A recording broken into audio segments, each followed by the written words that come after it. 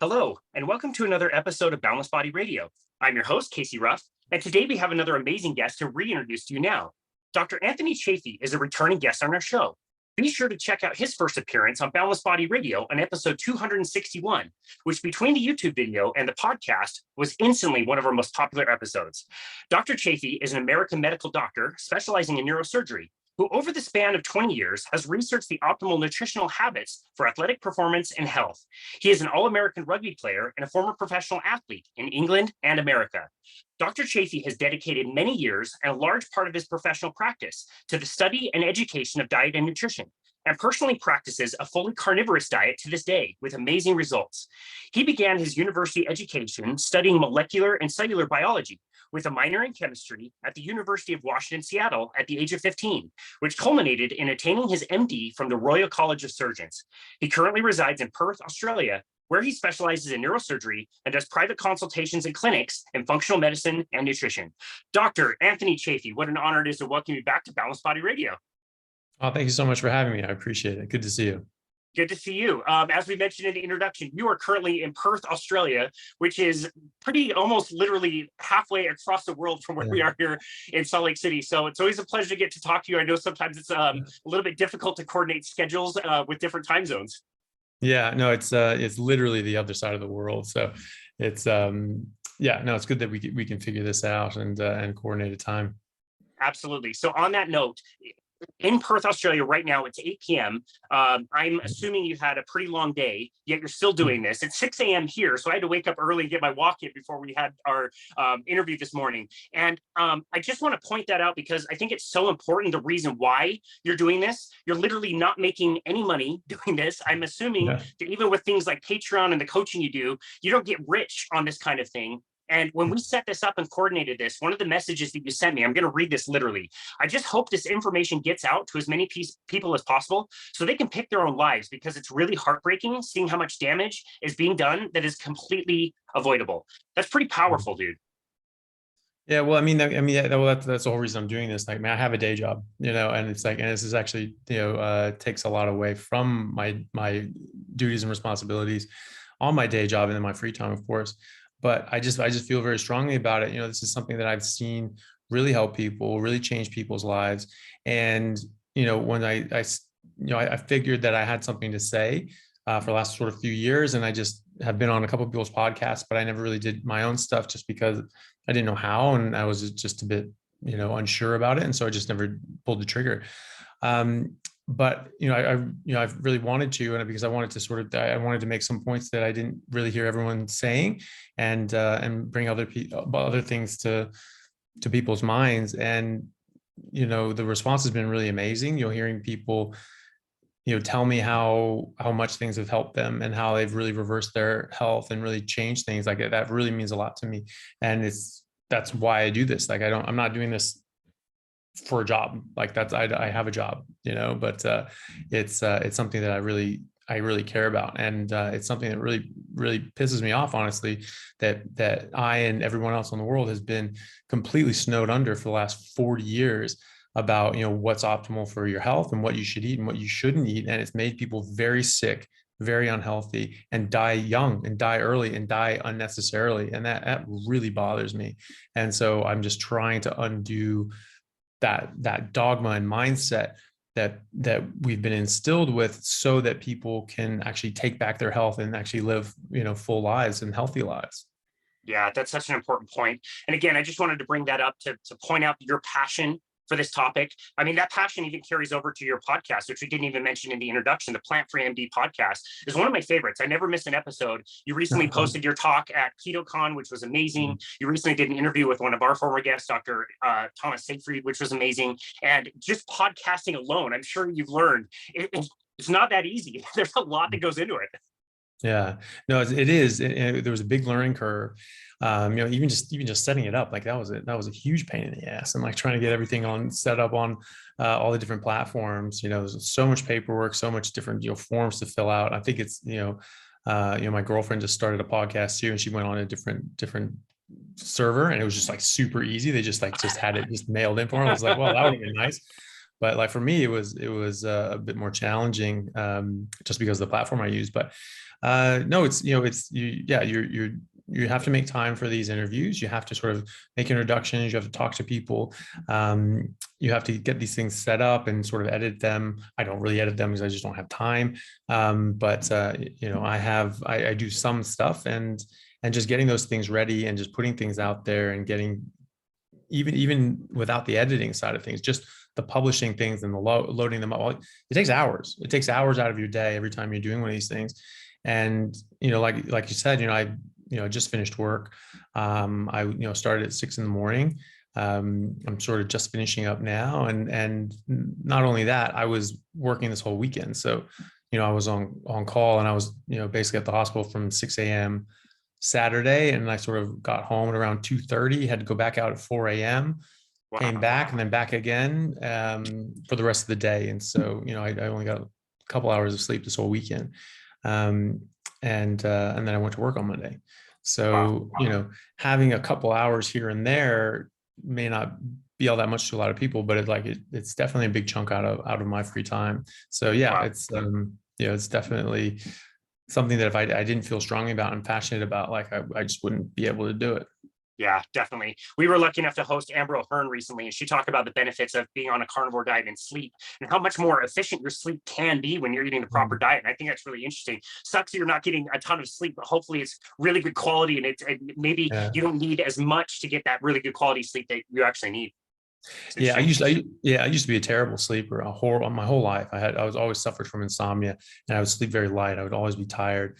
And yeah, no, it's an absolute game changer. I sleep so much better now. Also using a sleep mask, pro tip, that really works. Just cutting out all Nice. light completely, that makes a big difference for me, and other people as well. And so but yeah, you're right. I wouldn't be able to do this the way that I do if it weren't for my diet, if I didn't feel so great, and if I didn't have so much energy, and if I weren't able to function at a high level with very little sleep.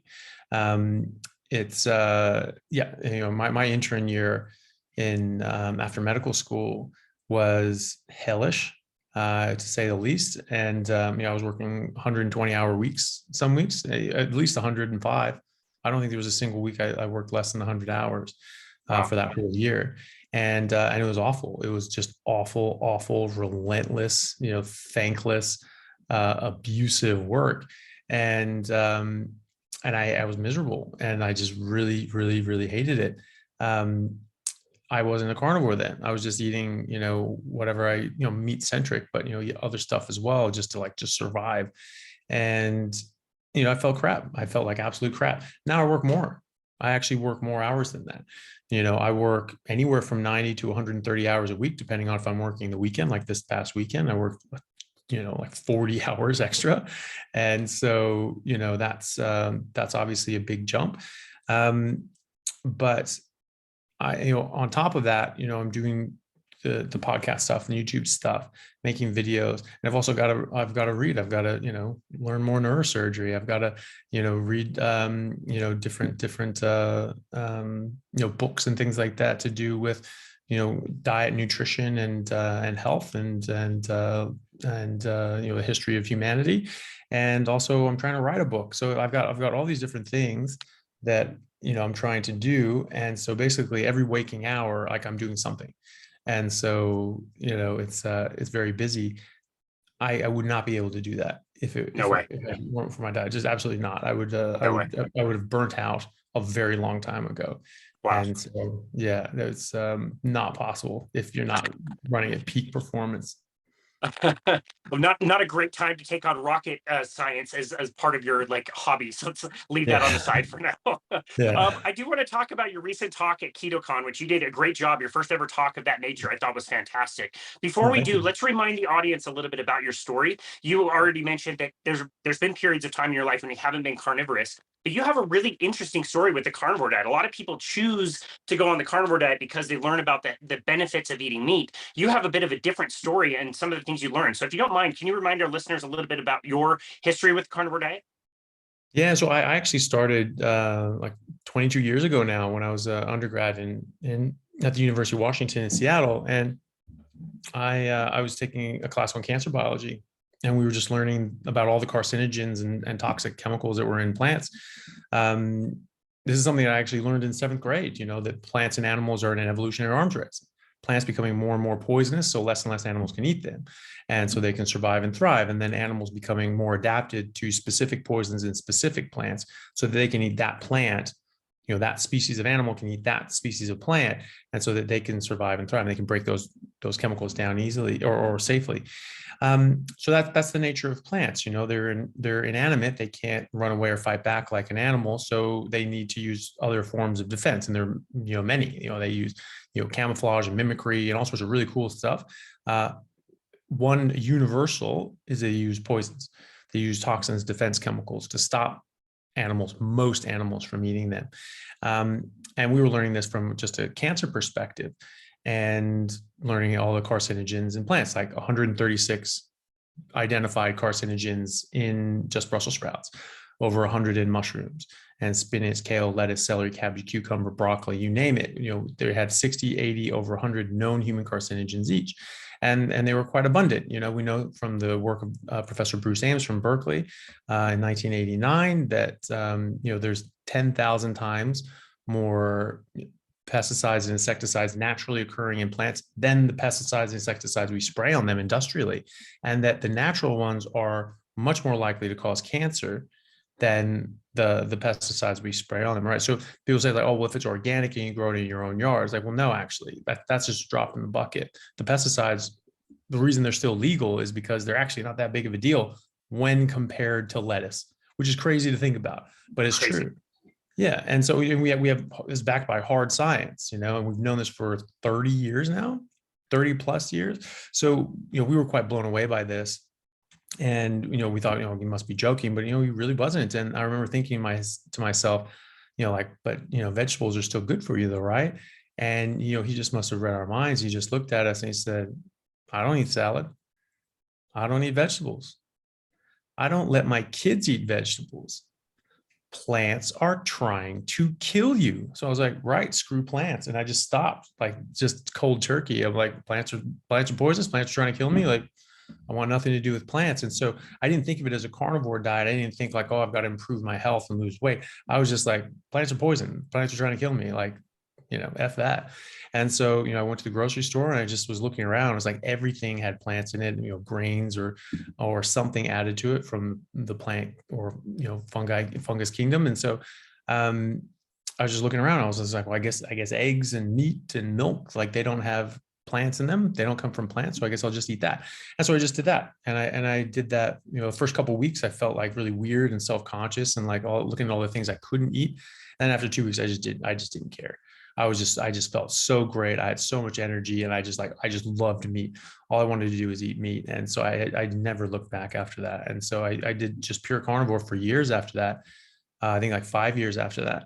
And, it just never felt better. I was playing, top level rugby in the US and in Canada. And like, I could not get tired. I couldn't run out of energy. I couldn't get sore. I don't get sore after working out now, and I'm much older and, I go to the gym and I'll do, 20 sets of bench or 20 sets of squats and I'm fine. That everyone thinks that's the one that people have the hardest time believing. People just call me, oh, you're a liar. You're this and that. Try it. Get this stuff out of your system. Get these defense chemicals out of your system and see how much better your body works. That's the plant's way of telling you to back off. Don't eat me. I'm going to make you sick. I'm going to make you suffer. I'm going to increase your pain.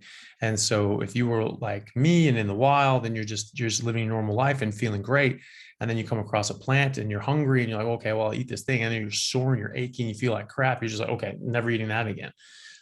So that's how I got into it.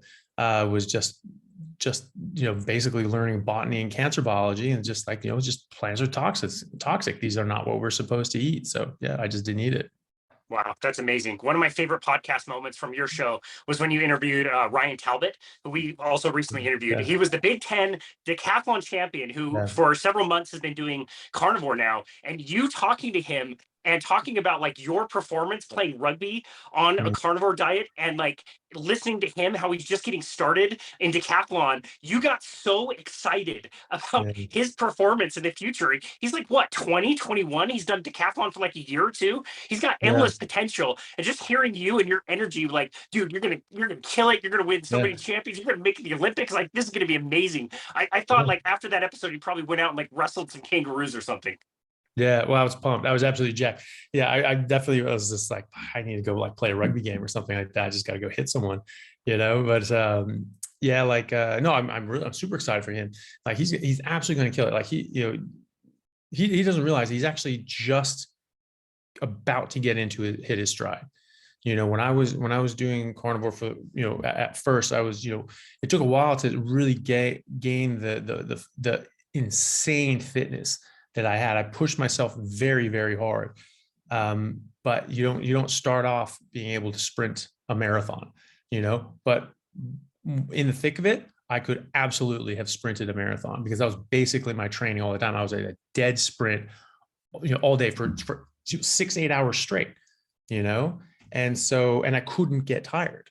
I could not. I got so fit that it didn't matter how hard I went and how long I went. I could not get tired. And so, I was crazy shape, but it took some time to build up.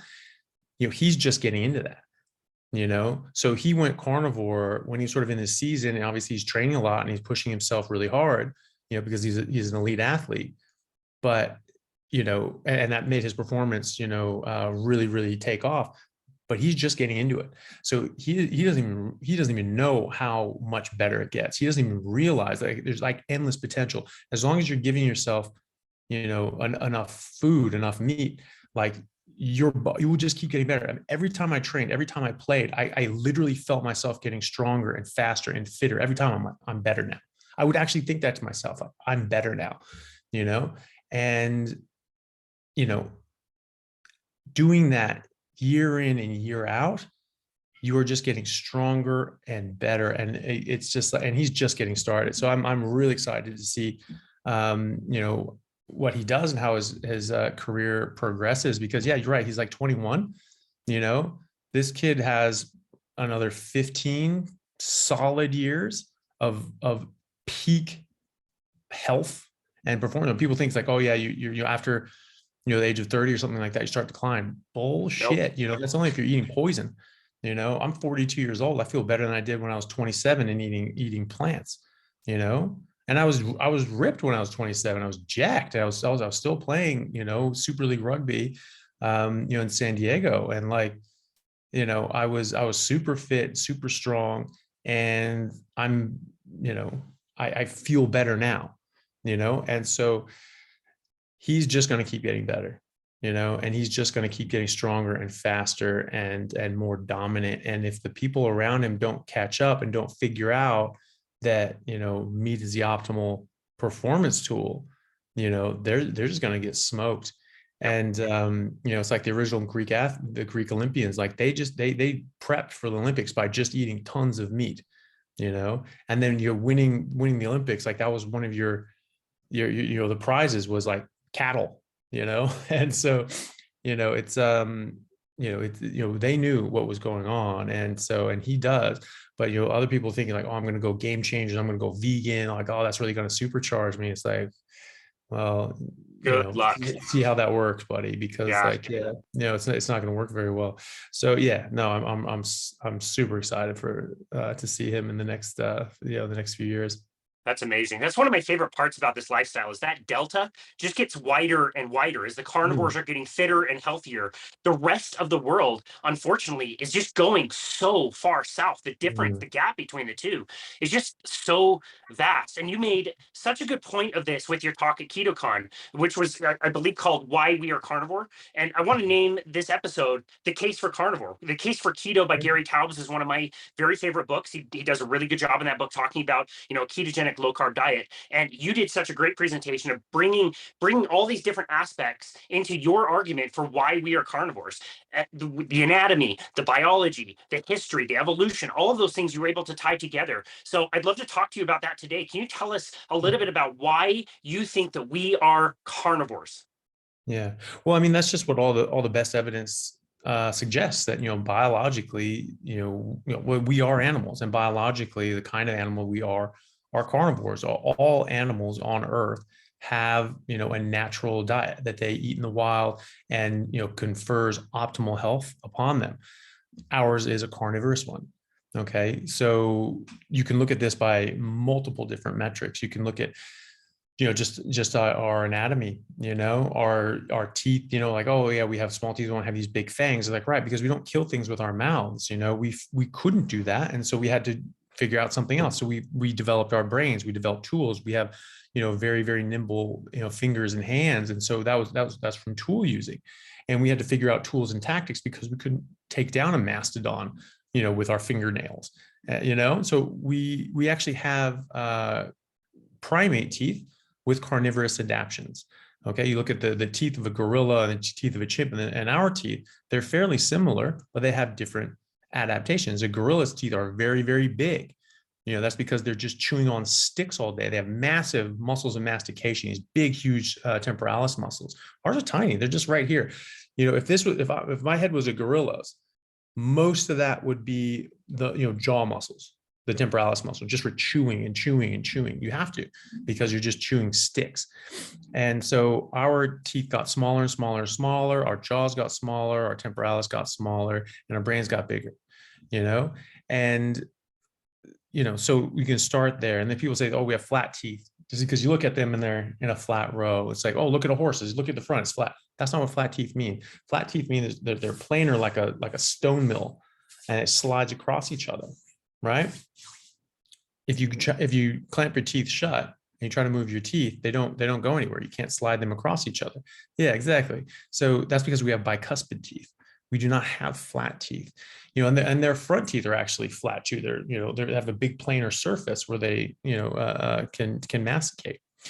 Then you go down to our stomachs. Our stomachs have a very low pH. They're very, very acidic. This is something that you see in carnivores. This is something that you especially see in vultures and carrion animals that are eating, dead animals, rotting carcasses and things like that. And it's thought that our ancestors, because we didn't have the big teeth and claws, that's how we got our start on meat, is just eating carrion. And the first tools were these big stones that they smashed on the skulls of dead animals, and we're able to get at the brains, because that was the most nutritious part of the animal, and it was a part that no other animal was getting at because the skull was so difficult to get into.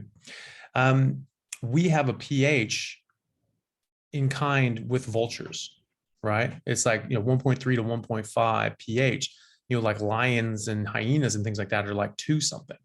A cow is 6, right? So our pH simply is low enough, and to be very, very clear that this is coming from eating meat, and probably like something with a high bacterial load, because the meat can go off or whatever. And then you have, our small intestine is actually comparatively long to our large intestine, which is comparatively short. We have an appendix, which is a vestigial organ. It's just this small little thing. And, vestigial meaning that millions of years ago, it had a major function. Now it doesn't really have that function anymore. Well, if you look at other primates, they're called hindgut digesters. And that, what we would call an appendix, is actually like a 4-foot long cecum. And it's still this blind pouch, but it's very, very long and much bigger. And that's where fiber packs into, and they break that down into short chain fatty acids. And that's what they actually absorb, is the short chain fatty acids. So even herbivores that eat fiber, they're still getting fat and protein. That's still their major nutrition source. That's right. So, we don't have that ability anymore, because we haven't eaten fiber in millions upon millions upon millions of years. So that's another example. People say that fat is bad for us. Well, does that really make sense? Because, we have 4 organs working in concert just to absorb fat. Your liver makes bile, your gallbladder stores it, the pancreas secretes, things like lipase to break it down, and then the bile emulsifies those fatty acids, and they get absorbed in your small intestine. So you have 4 organs all working together, very high energy. This is a high energy demand. You're pumping out a lot of energy just to get fat. So if fat weren't very, very important, then this would not happen. Our body as in nature would not waste its time, and yet it does. So we know that's very important. Then you look at all the fossil records. all the data, looking at, where we came from, what our ancestors were doing. There's and it's all very clear that we were carnivores. This was never actually in contention. This has been a very well-established fact going back, I don't even know how long. We have just sort of warped our minds now because we say that meat is bad because cholesterol is bad and fat causes heart disease, which it does not. That was false. But we've corrupted this huge body of knowledge that we've carried around with us for centuries. Humans are hunters, apex predators, top of the food chain. Those are terms that that you teach school kids, at least when I grew up. And now they're saying, no, we're herbivores. How can you be an apex predator and an herbivore? It doesn't make any damn sense, And so if you look at the actual data, you actually look at the record, you actually do see that we were apex predators. We were top of the food chain, meaning we ate all the animals below it. I've never seen an apex predator top of the food chain, eat like plants, like, great, sharks don't eat kelp, and lions don't eat grass, so we can look at things through different measures. Like one is very interesting. It's like the stable isotope study. So the stable isotope studies look at, you can take the bones of any animal, and you can look at the different sort of stable isotopes that are in there, and you can trace those back basically to plants. And so these sort of in a steady quantity, like in plants, and then an animal eats that plant, and so you'll see a certain concentration in that animal. But then another animal eats that animal, and now it gets more concentrated because you're eating a lot of animals who are eating a lot of plants. This is sort of like, the same sort of thing when people talk about, in the food chain in the sea, something gets like mercury in a smaller animal, a smaller fish, and another fish eats that, another fish eats that, and a shark eats that. Well, there's going to be a higher mercury load in them. That's the idea. So it's the same concept. We had a higher carnivore rating than lions, hyenas, foxes, and wolves alive at the same time in the same area. Okay. Wow. Which means that we were eating the lions, hyenas, foxes, and wolves, as well as all the other animals as well. Okay. So that is that's just straightforward. We know these things. This is something that we do, and we can test, and we can measure it, and we have. Okay. And so that really does mean that we are apex predators. We were actually top of the food chain. We actually ate all these other animals below us. And what school kid doesn't know that? What school kid doesn't know that Lewis and Clark went across the US and, had hunting parties and were, shooting animals and eating and packing meat, and the Eskimos and Inuits, they were, they're hunting seals and polar bear and whales, and there aren't any plants to eat up there anyway, So, the Native Americans would do, it's called a, buffalo drop, where they'd, chase a herd of buffalo over a cliff. They'd all crash and burn. And then they would, eat the remains and make pemmican out of the rest. And that was what they'd eat throughout the entire rest of the year. There's endless examples of this. And so, even just looking at, from an anthropological point of view, looking at these native populations, first of all, there's never been a native population ever discovered that was vegan, or even majoritively plant-based, unless they were, in a state of extreme deprivation and starvation. There are countless examples of, the Native Americans, the Inuits, the Nanette in, Siberia, Sub-Saharan Africans. Genghis Khan. You mentioned Genghis Khan. That's right. That was fascinating. Yeah. And that was like, 900 years ago, right? So, Genghis Khan and the Mongol horde, they took over the largest contiguous empire that's ever existed. It's second only in sheer landmass to the British Empire at its peak. And that was a naval power. They had a colony here, colony here, colony here. Genghis Khan was just like, boom, just like the entire block, most of Asia and most of Europe. And so, they absolutely dominated. And these guys only ate meat. They drank horse blood. They ate horse meat. They'd have some, fermented dairy as well. These guys would go 5 days without eating, and then they would eat a ton of meat. They'd eat like 10 pounds of meat in one sitting, and then they go for 5 more days and just ravage people. And so they had this huge advantage in war and in marching and moving across, great distances, because they didn't need to eat. They didn't need to stop for meals all the time. They were hungry all the time. It was with poor nutrition. They weren't just eating gruel and nonsense like the sort of the peasant conscripts that were in these other armies. They also didn't need to have a bunch of cook fires and boil up mash and gruel, all this sort of stuff every night. So they didn't have fires all the time. They could just go silently, and all of a sudden they just show up, bam, you're done. So they had these huge advantages because they were carnivores. Not just because of their health, but logistically, it really helped in every single way. So there's just countless examples. And people say, well, you can't get all the nutrients that you need for meat. And it's just like, well, then how did all these civilizations that are well documented live their entire existences, generation after generation after generation, exclusively eating meat? Maybe like something here and there, but when they're starving or something like that, or put on something for a taste, maybe, but not those up north by the North Pole. There weren't anything to eat there anyway. That's but right. Either way, these guys are living generation after generation, exclusively eating meat, and they're thriving. They're not dying. And why would that make sense? If we are apex predators, if we are top of the food chain, if we have this high carnivore rating, meat is what we need.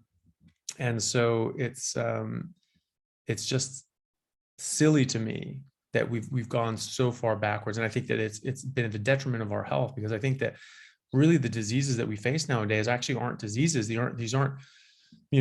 aren't some weird sort of communicable disease that's causing harm. This is something that just shows up out of nowhere, and is showing up a lot more recently in the last 40 years or so, and really, started really in the last sort of 100 years, but really taken off in the last 40 years. And that's because we've been eating so much more plants. We've vilified meat, we vilified fat and cholesterol, which are both extremely important, extremely good for you. Cholesterol is the building block of every single cell in your body. Every single cell membrane in your body is made out of cholesterol. Your hormones like testosterone, estrogen, progestogens, glucocorticoids, mineralocorticoids, these are all made from cholesterol. Cholesterol is very important. You make cholesterol, you need cholesterol, but you actually need more than you make, and so, people don't realize just how unwell you can get when you eat the wrong thing.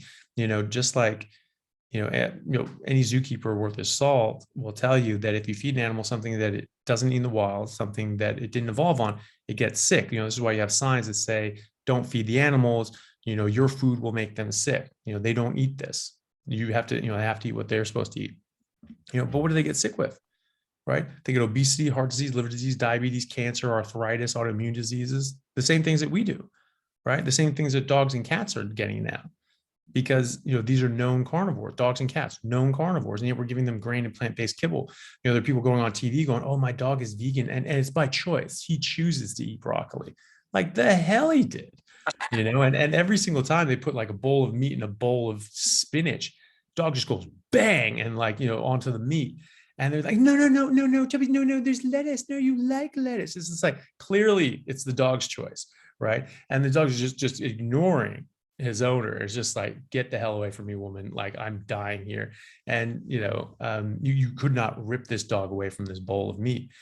And dogs are getting sick. Cats are getting sick. Vets are saying that they're seeing a dramatic rise in human diseases. So these diseases in humans, those used to be called Western diseases of the West. These are just like Western explorers that came to, indigenous populations that were just eating meat. Those populations didn't get the diseases of the West, but now they do. And now they get them far more readily than Westerners who have had agriculture for, 8,000 years. And these guys have just come across in the last few hundred, Yeah. So they're getting very sick because they, when you've had agriculture for 8,000 years, you do build up a bit of a tolerance, but not a huge amount. We still get sick. They just get sick faster, and working in Australia, like right when I got here, I was told that, if you have an Aboriginal patient, whatever their age is, just add 20 to it. because those are the diseases, those are the problems you're going to see. Someone who comes in, they're 45, you treat them like they're a 65-year-old, because those are the diseases and problems that they would have, the equivalent of someone else in their 60s. You look at the disparity in health of African Americans to white Americans. Like, I think this is a direct result of having different levels of immunity or levels of resistance to these plant toxins, these plant chemicals. Diabetes is much higher, metabolic disease is much higher, heart disease is much higher, hypertension is much higher.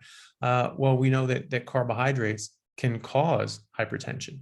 Okay, so these guys are more sensitive to that. They're going to get hypertension more often, and all the rest. Like, this is something that you need thousands and thousands of years to even start getting the edge off the shine here. So it takes really hundreds of thousands, if not millions of years to completely change your dietary habits. I mean, it took us millions of years before we went from purely herbivorous to purely carnivorous, probably about 5 million years, anywhere from sort of 3 to 5 million years. And either way, it's millions of years. And so, we're not just going to turn into herbivores in 8,000 years. And also, that would suggest that we are different species. And, that sort of goes down some pretty, sketchy racist lines by saying that, we're different species of people. I think that's pretty dumb. We are Homo sapiens sapiens. Our genetics have really not changed much in the last 300,000 years. So if there were some of us that were herbivores, and others were carnivores, those would be two different species. You will not find any example in nature of two members of the same species who have different optimal diets. Optimal. Now, you may find examples like, those from Western past and those from more recently indigenous past, who have different resistances to inappropriate foods.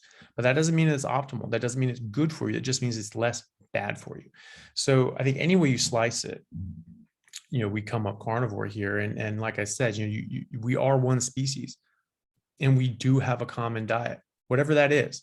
I argue that it's a carnivore, but it is something. I may be wrong, but it's something.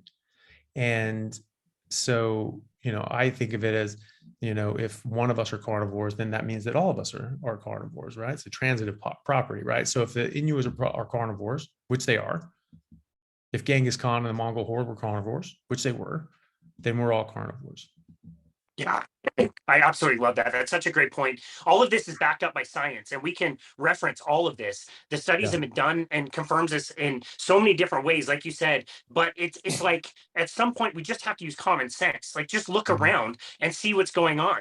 The Aboriginals you mentioned, I was thinking that as you said that, I believe the movie was Fed Up or something that came out a few years ago, and it was from the Western. Well, the movie started in the Western part of Australia where you are, and they interviewed Aboriginals, and they said, like, what do you guys die from these days? And they all said type 2 diabetes, obesity, heart disease. And they said, okay, what did your parents die from? And they said tuberculosis, infection, and all these other things. Right, exactly, the British, white people. And then they said, well, how about the generations past that? And they all kind of stopped and looked around, and they were like, I think people died of old age. And it's like, that's the way it's supposed to be. And you can see that evolution. We are supposed to age really well. You argue up to about 110, 120, which makes a lot of sense. We can stay out of our own way. But as the times change, we're introduced to more infections. We figured that out with a lot of antibiotics and all these things that are really helpful to come from plants, which is more medicine, not necessarily like food. To today, we have all these terrible chronic diseases that kill everybody. And then we just accept it as normal. It's absolutely not normal. No, it's not. And and these numbers have skyrocketed, in recent years. And this is correlative. Of course, that's correlation is not causation. But there's since we switched our overall eating habits to more plant-based from a more animal-based, our diseases have gone up dramatically. So in 1977, the USDA declared that cholesterol caused heart disease, and saturated fat increases cholesterol. So they said, stop eating these. And unfortunately, people listen. People say, oh, people just don't listen to their doctors. Oh, they just keep eating fat. Oh gosh, that's what's wrong. No. The problem is they did listen to their doctors. They did listen to the government recommendations. It just happened to be that they were wrong, and some of them were lying. We have actual, clear, documented evidence that the head of the USDA, who was a Harvard professor previous to that, was a paid shill of the sugar companies. We have records of what they paid him, $6,500, which is the equivalent of 50 grand now. That's what his soul was worth. That's what the price of cheap. Yeah, that's a cheap settlement. Exactly. And so that's what the health of the world was worth to him. And he penned this declaration, and it changed the world, because now everyone just said, oh, well, teacher said so yeah, you were wrong. And it ruined the careers and the reputations of the doctors and the researchers who fought against this, and were showing with very good evidence that it was actually sugar that was responsible for heart disease, which it is, and diabetes, which it is. And then they were completely discredited. We're only rediscovering these things now. We completely revolutionized the way we ate after that declaration in 1977. So before that, we were actually eating a lot more meat, and we were actually feeding the table scraps to our dogs, who were actually living 17 years on average instead of 9 years, which they are now for a golden retriever. And after that, so in America, if you look at the consumption records, we reduced our saturated fat and cholesterol intake by 30%, reduced red meat by around 33%, increased fruits and vegetables by 30 and 40% respectively, as well as grains and sugar. Okay, what happened? What were the results? Well, the obesity rate tripled, heart disease tripled, stroke rate tripled, cancer rates tripled, type 2 diabetes, autoimmune disorders, Alzheimer's, Parkinson's, even neurodevelopmental delays such as autism. These all increased exponentially. These things almost didn't exist before then. Now they're like the only thing we treat. I don't know pure numbers on this, but it really feels like about 85% of what we treat in medicine these days are those chronic diseases, or developmental delays, or aging complications like Alzheimer's, that just did not exist before. I mean, a good way of looking at this is like seeing how many, people were over the age of 60, 70, 80, 90, 100 years ago. And as a percentage, how many nursing homes were there?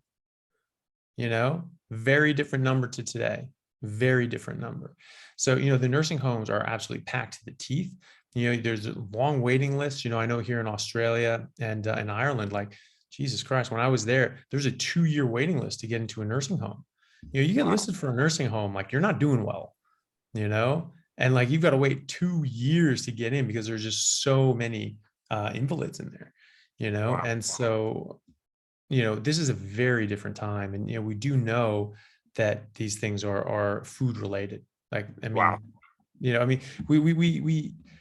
We already sort of knew that because we blamed it on fat, right? We blamed it on meat. Well, meat's going to cause all these diseases, right? So the idea is there, but they just got the type of food horribly wrong. So, but it is food. It does come from food. It just comes from plant foods. It comes from these plant toxins, and it comes from lack of nutrition.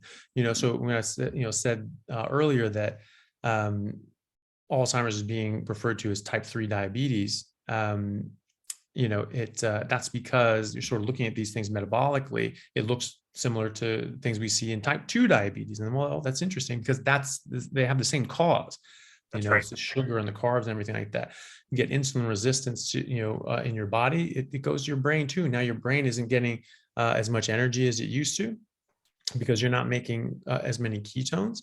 And so your brain's just running on sort of like low octane fuel, and it's not getting that much of it. And it's also, you're not getting all this fat. You're avoiding cholesterol and fat, especially after you're 40. And this is when everyone declines. Like, oh yeah, you go over 40, you really go downhill. Well, this is also when people start thinking about that and saying, oh, I gotta protect my heart. I gotta be healthy for my kids. I don't want to like die of a heart attack at 45, so they start going plant-based, they stop eating meat, and then they just go downhill and they start feeling like crap. It's like, oh yeah, when you get over 40, everything goes downhill. Well, yeah, because you started eating stupid shit, and so like, no wonder that went wrong. And so, people do this to themselves, and you stop eating meat, and your brain is made out of fat. if you don't maintain that, it will break down and it will go away. We do have to keep rebuilding our brain, because every minute you're awake, you get low-grade brain damage, and you have to sleep and you have to turn those neurons off to heal them. And it will physically damage the structure of your neurons by using them, which is a weird design, but I guess that's just how it works. But when you're sleeping and when your neurons are not firing, they're sort of getting these fatty acids and cholesterols and rebuilding their structures.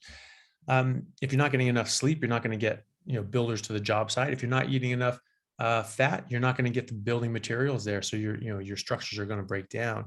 And we also see this in biochemically in Alzheimer's, because we get very insulin resistance and this energy is just not going in. So whatever brain you have left that's atrophied to a serious point, it's not really getting a lot of energy anyway. The second you switch over to a carnivore diet, or even to just a ketogenic diet, you switch over to your brain's preferred energy source, which is ketones, because your brain's always running on ketones. Actually, people say like, oh, your brain primarily runs on glucose. No, it doesn't. Your brain always runs on ketones. When you have jacked up your blood sugar and you've jacked up your insulin is forcing this stuff in there, then your brain is going to run on glucose. But that's not our primary metabolic state, so that's not our primary energy, because that's not our primary metabolic state. Our primary metabolic state is a ketogenic one, or at least, a non-carbohydrate insulin driven one, just letting your body do its thing, which will be in and out of ketosis as it will, but it's not driven by huge amounts of insulin and huge amounts of blood sugar. So you'll have high ketones, you'll have all these things in your blood, and your brain preferentially runs on that. So even if you have many more times glucose in your system than ketones, when your ketones get to a certain point, your brain kicks out all the glucose and it only runs on ketones. Okay. So how are you telling me that glucose is its preferred energy source when your brain will stop using glucose when there's a sufficient amount of ketones? It doesn't make any damn sense. And because it's running on ketones now, it doesn't worry about the insulin resistance. So now it bypasses that. So now your brain can actually get its energy. You will see people with Alzheimer's who are not doing well. You switch them over to a ketogenic diet, or even just fast them for a day, their brains light up. It's like they've just woken up. And you're eating a lot of fat. You're going to create a lot of ketones. That gets more ketones into your brain. Your brain is just, it's just, the lights go on, and then your brain can start rebuilding itself. It's not necessarily going to rebuild all the damage that was caused, but it will rebuild some of it, and you will get a lot better. I've seen this firsthand in patients as well as family members.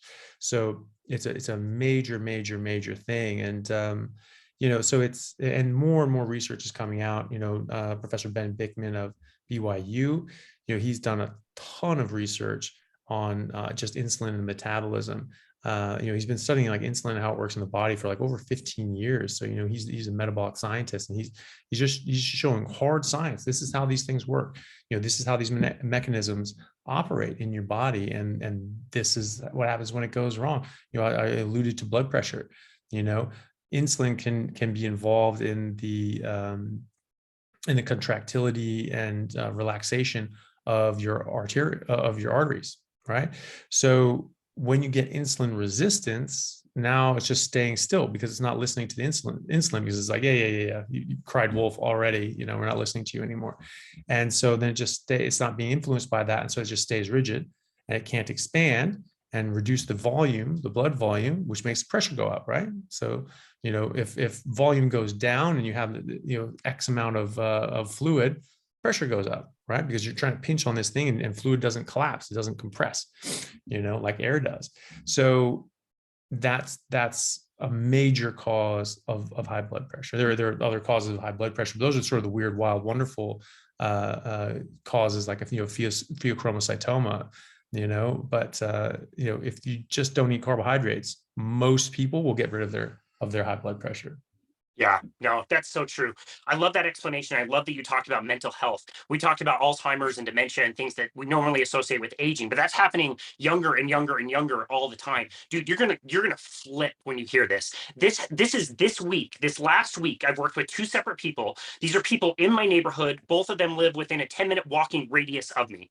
The first one, this poor mom has been dealing with terrible skin issues for most of her life. She went to all ground beef and water in the last 3 weeks. Her skin issues have almost completely resolved at this point. Her gratitude, her joy, her energy are all through the roof. Her feet are now starting to hurt because she's realizing she's spending so much time on her feet where she was like, vertical basically, or I'm sorry, horizontal the whole time. So she told me that her daughter in their school, in her son's school, ninth grade, they have litter boxes in the bathrooms because kids in ninth grade, I'm not making this up. This is true. I'm not making this up. Kids, they're called furries. Kids Oh, yeah.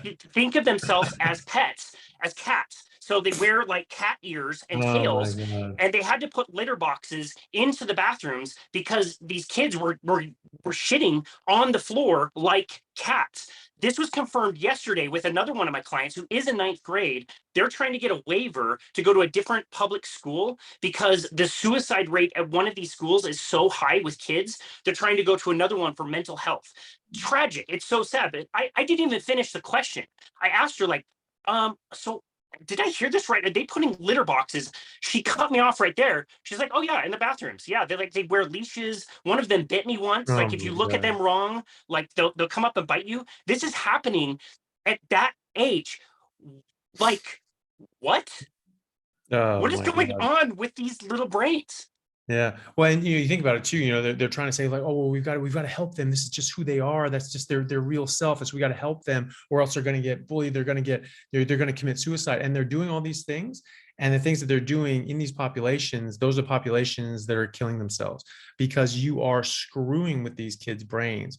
That is not how we are supposed to live. Your job as an adult and a parent is to raise your child to be a functional member of society and a functioning adult, and that is not the way to do it by buying into these adolescent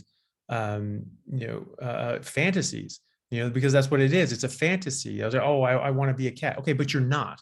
Like I've thought about that. Like I've seen my cat. My house in Kirkland, outside of Seattle, where we grew up, it had these walls that had sort of fabric going up it, and they were like very tall. We had like 30-40 foot ceilings in our upstairs, and like we eventually got cats, and these things just like climb up like 40 feet up, like up the walls, and like hang out in the rafters. I was like, that's badass. Like I would love to do that, and I was like, wow, I wish I could do that. It's like, too bad I'm not. Too bad I can't. I mean, it's like that. I mean, just like live in reality. It's like like people say, it's like, well, that's not fair. It's just like, yeah, life's not fair.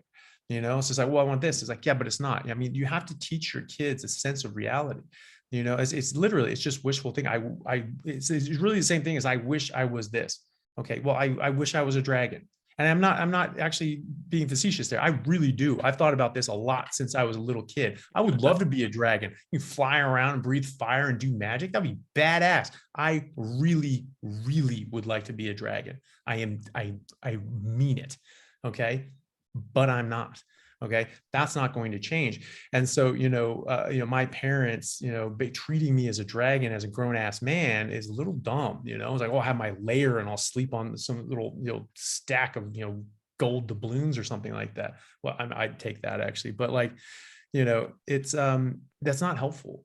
That does not help people live a productive life. That does not help people live a happy life. That does not put them into a position that they can be successful by any metric, And so, you're saying that these kids is like, oh, you have to put a litter box on the floor. Like, we're really going backwards. And like, how are you helping that person? How are you helping that kid, deal with society and deal with the problems of growing up and dealing with the problems of having to get a job and do work and survive and take care of themselves when they're crapping on a box in the floor?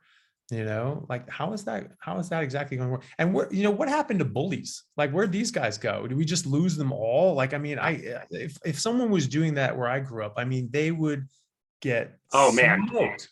like Oh day man. one, and they would just realize like, yeah, that's that's not going to fly here, and maybe that's harsh, but sometimes getting criticism, and obviously bully can go too far and be pretty horrible, but um sometimes just people in your peers looking at you going like, the hell are you doing? Like, why would you do that? And that can actually get you back into the social norms, acceptable norms of society, and that can actually be beneficial.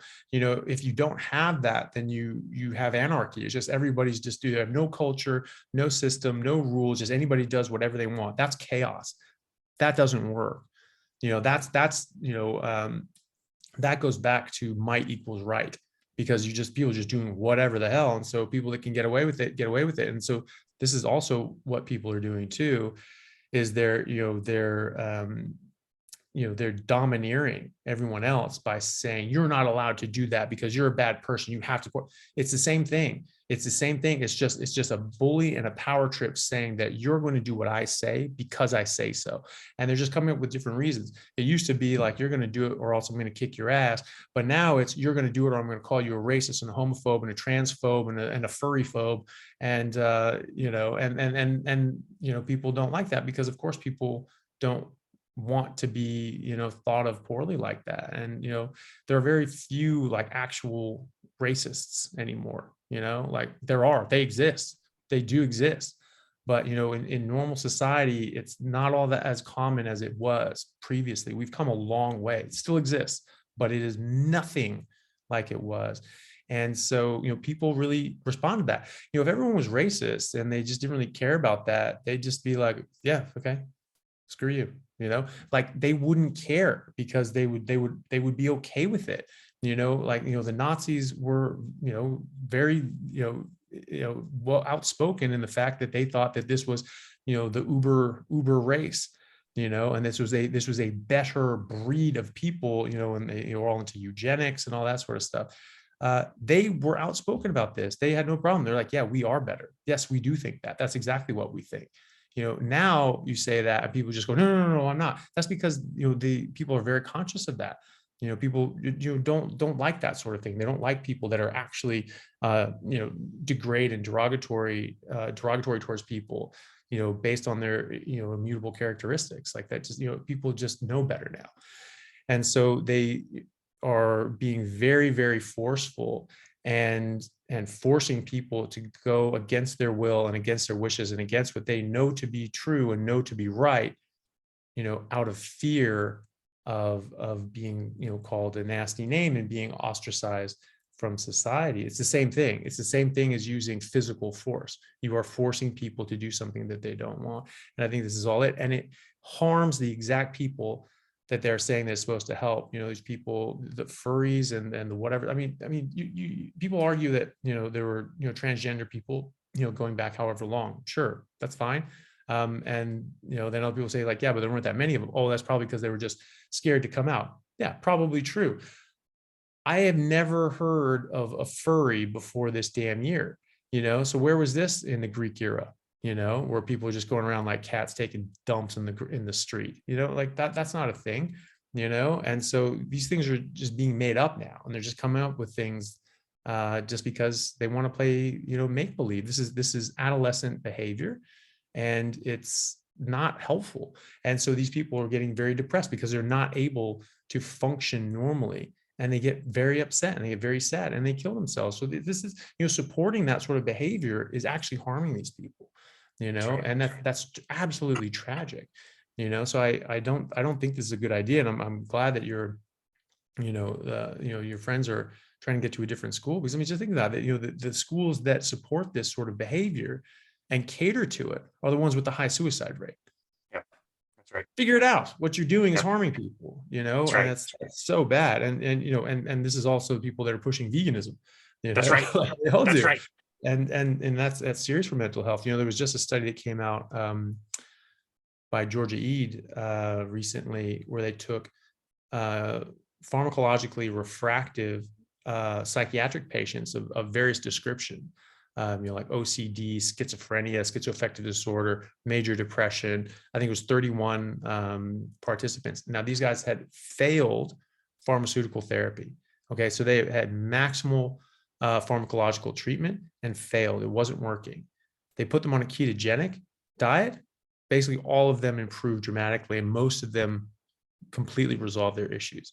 Okay, this 31 people, that's not everything. It's not powered enough to show too much. It's very promising. It's a very good first step, and it's a very good proof of concept to then get a bigger study and say like, okay, yeah, this is worth looking into. Like, okay, let's get some proper funding on this and do it with 10,000 people and see what that does.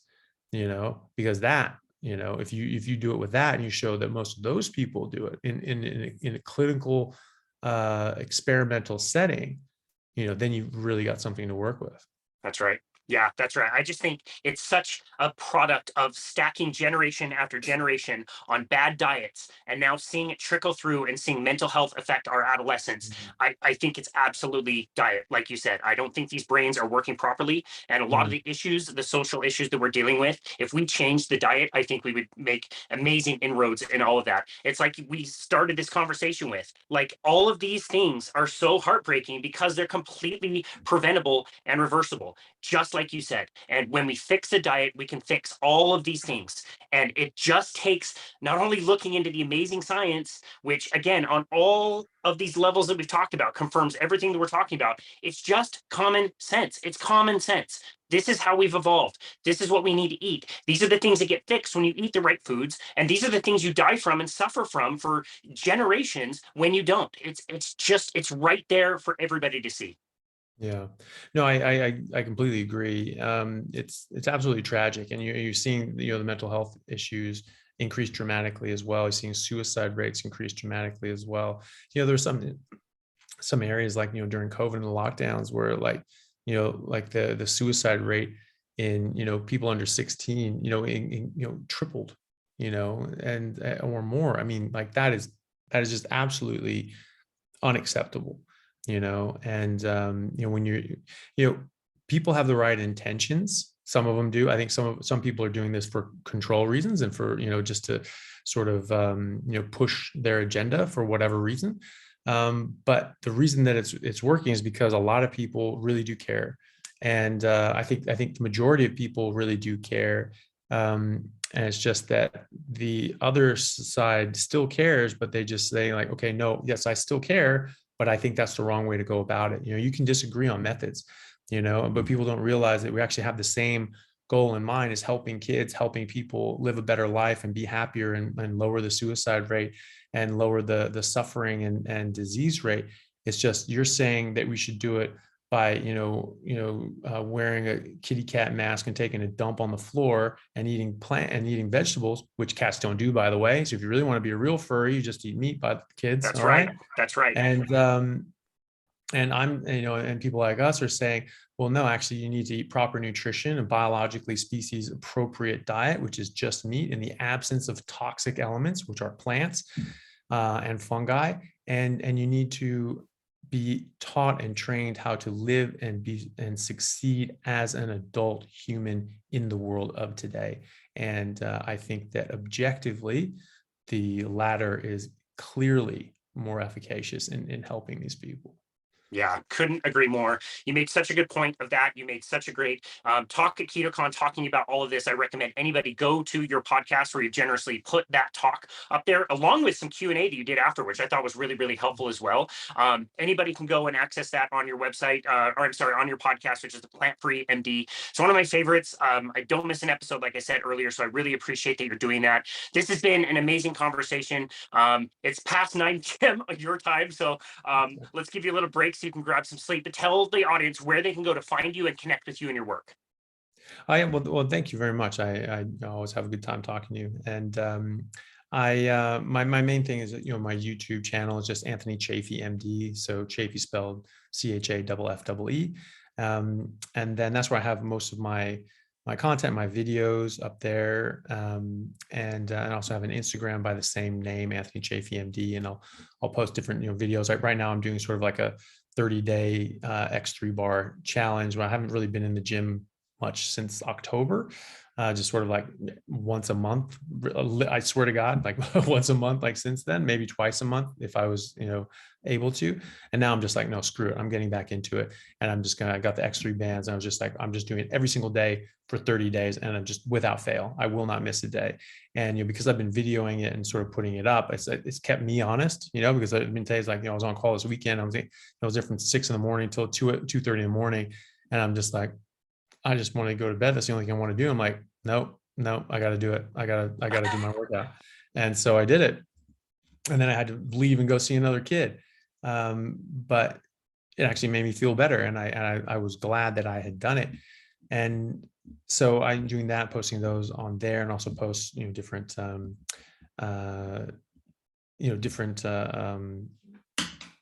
content, and when I'm going to like post podcasts and things like that. And then I have my podcast, The Plant Free MD, and I also have most of my, the audio version of most of my videos on there, and that's something that people can listen to, and that that's sometimes people like that because that doesn't have the ads that YouTube puts up, but it doesn't have the video, but it does have all the content and the talks, which are the main thing. I do have a Patreon, which I just started. I was doing some sort of live Q&As previously, but that was sort of through someone else's Patreon, and so I've started my own Patreon, just Anthony Chafee MD. And if people want to support me there, it's very much appreciated. And I sort of supply sort of early content, early release, and extra bonus stuff, and sort of community chat, and people can ask questions. We do like live Q&As and things like that as well, if people want to go there. And those are sort of the main things. And sort of a couple little TikTok, just post things up every now and then. I don't really waste too much time there, but like those are the main ones anyway. Awesome. Yeah, we will link all of that in the show notes. Your Patreon looks amazing. The value that you get there, you're not asking for a high price, and the value that you're providing there looks amazing. So I would definitely recommend anybody sign up for that. Definitely get a lot out of that. Dr. Anthony Chafee, such a pleasure to chat with you again. Love having you on. I love your energy and your passion for this, to the point that you want to do these interviews after a long day of work, and you have all of this energy to be able to do it. So thank you so much for your example. Thank you for everything you're doing in the community, and thank you for taking time to appear on our show today. We really appreciate it. Well, thank you, man. I really appreciate it. And it was a pleasure to come on, and I had a good time. Yeah, it's such an honor. And this has been another episode of Boundless Body Radio.